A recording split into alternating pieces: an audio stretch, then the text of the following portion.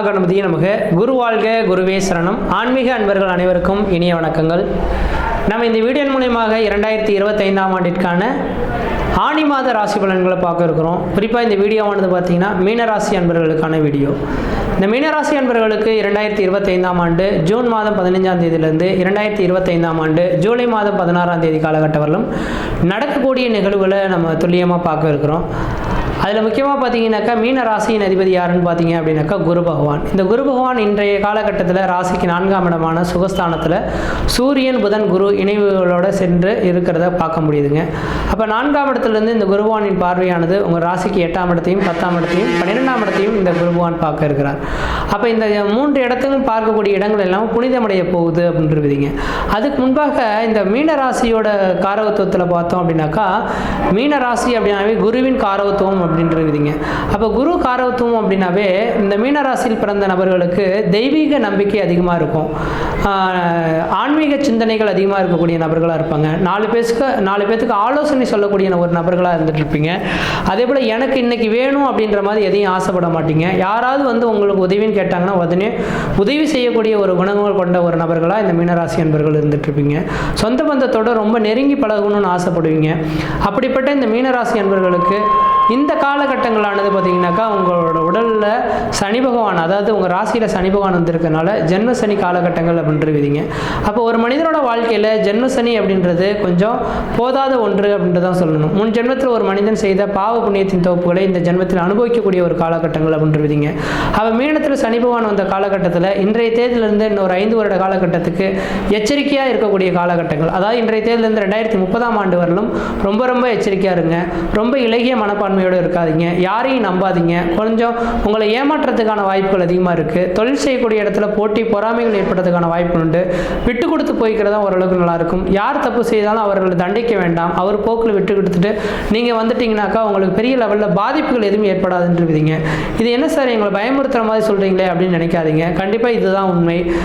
உங்களோட சுய ஜாதகங்கள் என்னதான் எழுதப்பட்டிருந்தாலும் கூட 7 சனின்றது ஒன்று தொட்டுடுச்சு அப்படின்னாக்கா குடும்ப வாழ்க்கையில் மன நிம்மதி இல்லாமலும் கணவன் மனைவியுடைய கருத்து வேறுபாடுகளும் பிரச்சனையும் சந்திக்கக்கூடிய காலகட்டம் உருவாகும். நீங்கள் ஏதாவது தொழில் அதிபர்களாகவோ தொழில் செய்யக்கூடிய நபர்களாகவோ இருந்துட்டு இருக்கீங்கன்னாக்கா கண்டிப்பாக உங்கள் தொழில் செய்யக்கூடிய இடத்துல நல்ல கவனமாக வேலை செய்யுங்க.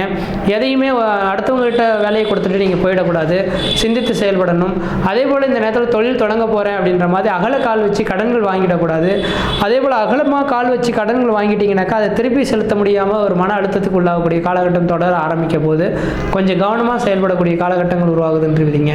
இது எதுக்காக சொல்கிறேன்னா உங்களுக்கு ஜென்மத்தில் சனி வந்ததுனால கொஞ்சம் ரொம்ப எச்சரிக்கையாக இருங்க. இப்போ முன்னரே இப்போ ஸ்டார்டிங்லேயே நீங்கள் அதை உணர்ந்து செயல்பட ஆரம்பிச்சிங்கன்னா வாழ்க்கையில் பிற்பகுதியில் அடுத்த 35 வருடத்துக்கு பிறகு பார்த்தீங்கன்னாக்கா நீங்கள் சொன்னதுனால வாழ்க்கையில் வெற்றி பெற்றன்ற ஒரு நம்பிக்கையோடு இருப்பீங்க. ஏனோதானன்ற மாதிரி நீங்கள் செயல்பட ஆரம்பிச்சிட்டால் பெரிய லெவலில் இழப்புகளை சந்தித்து மன நிம்மதி மன சந்தோஷம் குறைந்து போய் வாழ்க்கையில் கொஞ்சம் கஷ்டப்படுவீங்கன்றதுங்க. இதை தெரிஞ்சுக்கணும் அப்படின்னாக்கா மகரம் கும்பராசிக்காரர்களை கேட்டு தெரிஞ்சுங்க.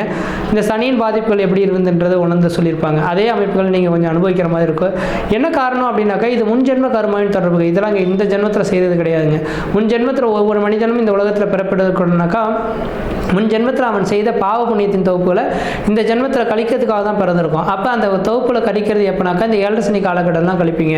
அப்போ இந்த 7 சனி நடக்கக்கூடிய காலகட்டத்தில் நீங்கள் எதையுமே ஆசைப்படக்கூடாது. வம்பு வழக்குகள் போகக்கூடாது. பக்கத்து வீட்டு அக்கத்தில் சண்டைகளை சச்சரவுகள் வச்சுக்கூடாது. தொழில் செய்யக்கூடிய இடத்துல போட்டி பொறாமைகள் வந்தாலும் நீங்கள் விட்டு விலகி வந்துடணும். இந்த நேரத்தில் தொழிலில் பெரிய லெவலில் இன்வெஸ்ட்மெண்ட் போட்டு ஏமாந்துடக்கூடாது. அதிகமாக கடன் வாங்கி மூழ்கக்கூடிய விதிகளும் உருவாகக்கூடிய அமைப்புகள் உருவாகுது. அதனால் கொஞ்சம் சிந்தித்து செயல்பட கற்றுக்குங்க அப்படின்றீங்க. ஆனால் இந்த மாத காலகட்டத்தில் சிந்திக்கும் போது இந்த மாத காலகட்டத்தில் உங்களோட ராசிநாதனான குரு பகவான் சூரியன் புதன் குரு 3 கிரகங்கள் 4ஆம் இடத்துலேருந்து சுகஸ்தானத்திலிருந்து உங்கள் ராசிக்கு 10ஆம் இடமான தொழில் ஸ்தானத்தை பார்க்கறதுனால தொழிலில் இந்த மாதத்தில் எதுவும் பிரச்சனைகள் வரதுக்கான வாய்ப்பு கிடையாது. தொழில் நல்லபடியாகவே சிறப்பாகவே போயிட்டுருக்கும். தொழில் வளர்ச்சிகள் மேலோங்கக்கூடிய காலகட்டம் உருவாகும். தொழில் மூலிமா லாபங்கள் பெறக்கூடிய காலகட்டம் உருவாகும். புதுமையாக ஏதோ ஒரு முயற்சிகள் எடுத்து அதில் சாதனை படைக்கக்கூடிய ஒரு காலகட்டம் உருவாகும். தொழிலில் எந்த விதத்தையும் பிரச்சனைகள் கிடையாதுன்றீங்க. ஆனால் தொழில் செய்யக்கூடிய இடத்துல மட்டும் நம்பிக்கைக்குரிய நபர்களை வச்சு செயல்படுறது தான் விசேஷத்தை கொடுக்கும். அதே போல் 12ஆம் இடத்தை இந்த குரு பகவான் பார்க்கறதுனால இந்த நேரத்தில் வாய்ப்புகள் கிடைச்சா மீனராசி என்பர்கள் 12ஆம் இடம் அந்நிய தேசம் அந்நிய பயணம் அயல்நாட்டை குறிக்கக்கூடிய இடங்க. வாய்ப்பு கிடைச்சா ஊரை விட்டு வெளியூர் வெளிமாநிலம் வெளிநாடு போகணும்னு ஆசைப்பட்டீங்கன்னா கண்டிப்பாக வெளிநாடு போயிடுங்க. போயிட்டு ஒரு 5 வருட காலம் அனுபவிச்சுட்டு வந்துட்டிங்கனாக்கா பெரிய லெவலில் இந்த சனி பகவான் தாக்கத்துலேருந்து மீண்டு வந்துடுவீங்கன்றீங்க. அப்போ எல்லாருமே வெளிநாடு போயிட முடியுமா அப்படின்னாக்கா அப்படி கிடையாதுங்க.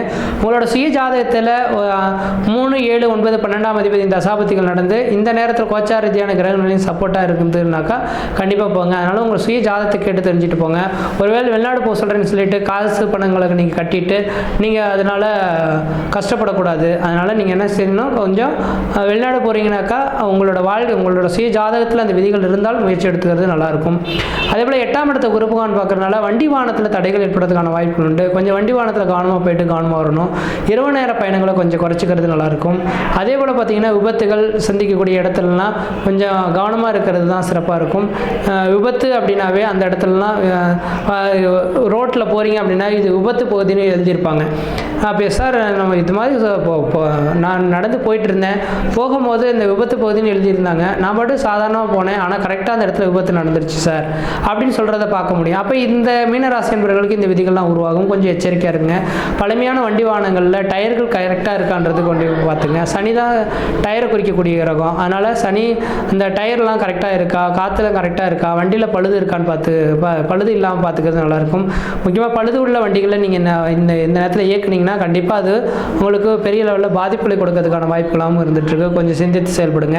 அதே வேளையில் உங்கள் ராசிக்கு 2ஆம் இடத்துல சுக்கிர பகவான் இருக்கனால பணத்துக்கு குறைவு இருக்காது. பண வழியில் பல வழியிலேருந்து பணம் கிடைக்கிறதுக்கான வாய்ப்பு உண்டு. அதனால் இந்த நேரத்தில் வீடு மனை வாசல் வாங்கணும் கட்டணும்னு நினச்சிங்கனாக்கா லோன் போட்டு வீடு மனை வாசல் கட்ட தொடங்கிடுங்க. கடன்கள் எப்படியோ பெரிய லெவலில் கடன் வந்துடும். அந்த கடன்களை இந்த சுபவிரயமாக வேணால் ஏற்றிக்கிறதுக்கு ஓரளவுக்கு நல்லாயிருக்கும். ஆனால் தொழில் தொடங்குறதுக்கோ உத்தியோகம் பார்க்கறதுக்கோ கடன் வாங்காதீங்க. வீடு கட்டுறதுக்காக மட்டும் கடன் வாங்க. குடும்பஸ்தானத்தில் சுக்கிர பகவான் இருக்கனால குலதெய்வத்துக்கு செய்ய வேண்டிய சடங்குகள் செய்யறதுக்கான வாய்ப்பு உண்டு. வீடு மனை வாசலை திருத்தி அமைக்கிறதுக்கான வாய்ப்புகள் உருவாகிறதுக்கான வாய்ப்புகள் இருக்குன்றீங்க. அதே போல் லக்னத்துக்கு 6ஆம் இடத்துல செவ்வாய் கேது இருக்கனால இந்த இடத்துல எதிரிகள்லாம் உங்களை பார்த்தாவே அஞ்சக்கூடிய விதிகள் உருவாகும். எதிரிகளை விட்டு பிரிந்து வந்துடுவீங்க. எதிரிகள்லாம் உங்களை விட்டு ஓடிடுவாங்க, ஒன்றும் கவலைப்பட வேண்டாம். அதேபோல் ராசிக்கு 12ஆம் இடத்துல ராகு இருக்கிறனால அந்நிய தேசம் அயல்நாட்டில் வசிக்கக்கூடிய நபர்களுக்கு பேர் புகழ் கௌரவம் 5 வருடத்துக்கு தொடங்குங்க. ஒரே ஒரு விசேஷம் என்னன்னாக்கா மீன ராசியாக இருக்கிறீங்க அப்படின்னாக்கா கண்டிப்பாக நீங்கள் வெளிநாடுகளை சந்திச்சிட்டிங்கனாக்கா இந்த முன் ஜென்மத்தில் நீங்கள் புண்ணியத்தை செய்ததுனால வெளிநாட்டை வசிச்சிருக்கீங்கன்னு எடுத்துக்கோங்க. ஒருவேளை புண்ணியத்தை இல்லை அப்படின்னாக்கா நீங்கள் உள்நாட்டுக்கு வந்துடுவீங்க. ஏன்னா 12ஆம் இடத்துல ராகு இருந்தால் அந்நிய தேசம் அந்நிய பயணம் அயல்நாட்டில் குறிக்கக்கூடிய விதிகள் உருவாகுதுங்க.